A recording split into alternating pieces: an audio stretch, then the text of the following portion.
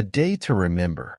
Chug, chug, chug went our tourer, merrily down the road from Agra to Jhansi. Hug, hug, hug, hug. The hood was down to keep out the chill December wind. The blinds were drawn. Within sat our family, father, mother, and we 3 sisters. At the wheel was Diller Singh, our old and trusted driver. He had been with us for years, and we all liked him. It was early in the morning, and a thin mist hung in the air. The roads were deserted. "We're in good time," said my father. "If all goes well, we should be in Jhansi by 6 in the evening." Perhaps I was the only one to notice it, but at these words Diller Singh bowed his head, and his lips seemed to move in prayer. Soon we had left the town far behind, and moved into a world of wheat fields and clear blue skies. Villages rolled past. So did the bunches of children who stood by to watch us go. Chug, chug, chug, chug, said the tourer as it raced the birds overhead. Chug, chug, chug, chug as the wind whistled through the trees. We clapped our hands in glee. It was a beautiful day, and we were off to Jhansi to spend a glorious week with one of our uncles. What could be better? At midday, we pulled up by a mustard field, dotted with yellow. Here we unpacked our lunch and feasted on puri aloo.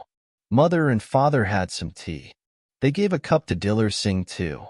He sipped it thoughtfully as he sat under a clump of babul trees. Presently he stood up. "Sahib," he said to my father, "I think we should be on our way. This road is not safe after dark."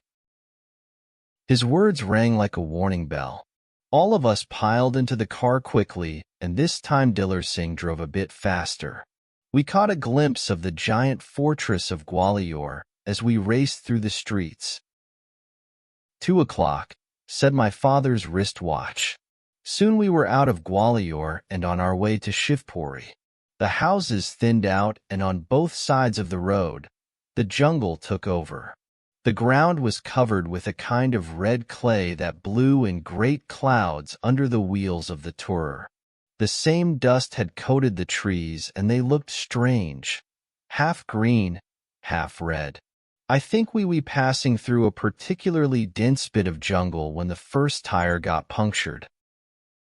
Diller Singh worked at lightning speed to fix it, but the second puncture took longer because it was more like a burst tire, and we had to wait at a wayside shop for the tube to be repaired. Once again the tourer was on its way, though we had lost valuable time. The sun no longer shone bright on the roads, and the chilly wind told us that evening was approaching. The landscape changed too. The plains gave way to hillocks covered with boulders. The lush green trees were replaced by thorny bushes and clumps of grass. Very often we looked into the mouth of a ravine that dipped and rose again. There were no villages in sight, and for miles and miles, we did not see a soul. We turned a bend and suddenly found the road blocked by a huge pile of boulders. Before we had time to think, there was a wild shout from somewhere to the left of the car. A man came running and leapt onto the footboard. "Not that way," he ordered. "The road is under repair." On his instructions, Diller Singh turned the tourer sharply to the left and began to drive down a mud track leading away from the main road. The man on the footboard was about 6 feet tall and very dark, with gold earrings and a hairlip. His hands were like claws. I saw Diller Singh draw a deep breath. At the same time, my father slipped his pistol out of his pocket. It was wrapped in a white napkin, but the triangular shape was unmistakable. A 5-minute drive brought us to a wide stretch of sand and pebbles, at the far end of which we could just about make out a thin stream of water. "A dried-up riverbed," said my father. "I only hope the sand isn't deep." But it was.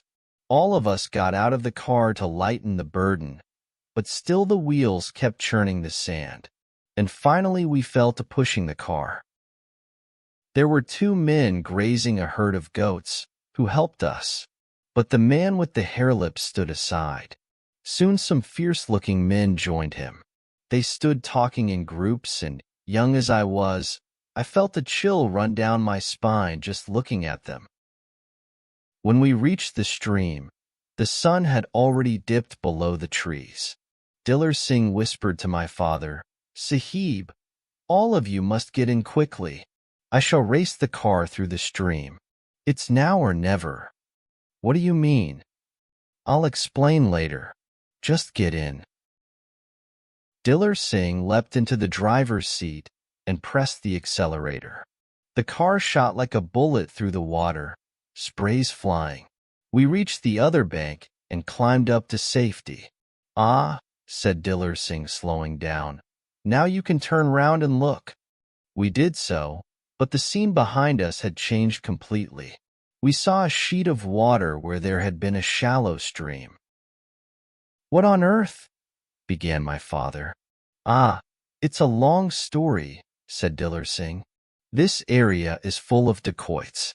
From time to time they erect roadblocks and force vehicles onto this riverbed. While the vehicles struggle with the sand and boulders, the dacoits simply look on. They always wait till evening before mounting an attack." "But why?" we all asked together. "There is a barrage upstream," said Diller Singh. "Every evening, at about 6, it releases a vast quantity of water for irrigation, making this stream impossible to cross. The vehicles are trapped, and that's when the dacoits get down to work." There was a shocked silence before my father found his voice. "How did you know about it?" "I have seen it happen," said Diller Singh. "I was brought up in a village not far from this place.